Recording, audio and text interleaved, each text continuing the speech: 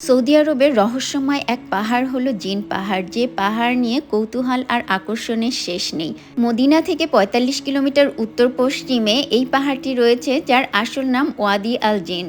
লোকমুখে এটি পরিচিত জিনের পাহাড় বলেই। যে নামেই পরিচিত হোক না কেন, এই পাহাড়টিতে সব অবাক করা ঘটনা ঘটে, যেটা সবাইকেই বিস্মিত করে দেয়। ওয়াদি আল জিন সম্পর্কে মানুষের প্রথম ধারণা আসে ২০০৯ অথবা ১০ সালের দিকে। এই সময়ে সৌদি সরকারের পরিকল্পনায় রাস্তা তৈরির কাজ শুরু হয়। যথানিয়মে কাজ চলছিল, তবে রাস্তা তৈরি করার জন্য বড় বড় যন্ত্রাংশ এবং পিচ ঢালাইয়ের জন্য বড় বড় যে রোলারগুলো থাকে, সেগুলা নিয়ে শ্রমিকরা যখন কাজ করছিল, এক পর্যায়ে দেখা যায় সে বড় বড় যন্ত্রাংশ ঢালুর বিপরীত দিকে যাচ্ছে। মানে যেখানে ঢালুর দিকে যাওয়ার কথা, তা না যেয়ে ঢালুর উপরের দিকে যাচ্ছে। এটা দেখে শ্রমিকরা খুবই ভয় পেয়ে যায় এবং ৩৫ থেকে ৪০ কিলোমিটারের মতো রাস্তা তৈরি হওয়ার পরে রাস্তার কাজ বন্ধ হয়ে যায়। স্বাভাবিক নিয়মের বিপরীত সব ঘটনা ঘটে জিন পাহাড়ে। সবাই এখানে এসে এই পানি আর বোতল নিয়ে এই পরীক্ষাটি করে থাকে।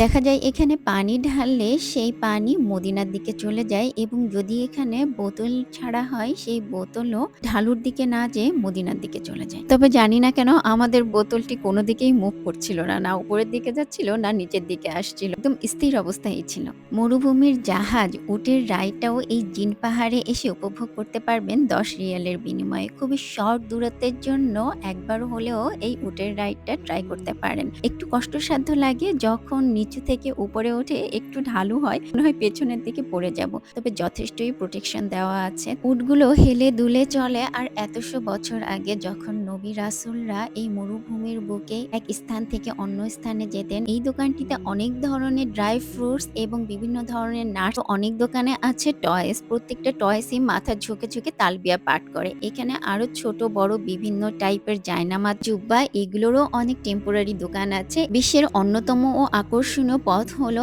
এই ওয়াদি আল জিন পাহাড়ের বুক চিরে চলে যাওয়া এই সড়ক। সৌদি সরকার বেশ কিছুকাল সাধারণ জনগণের যাতায়াত বন্ধ রেখেছিল এখানে, তারপর আবারও খুলে দেয় জায়গাটি দর্শনার্থীদের জন্য। তবে সকাল ৮টা থেকে বিকাল ৪টা পর্যন্ত দর্শনার্থীরা এখানে ভিজিট করতে পারবে।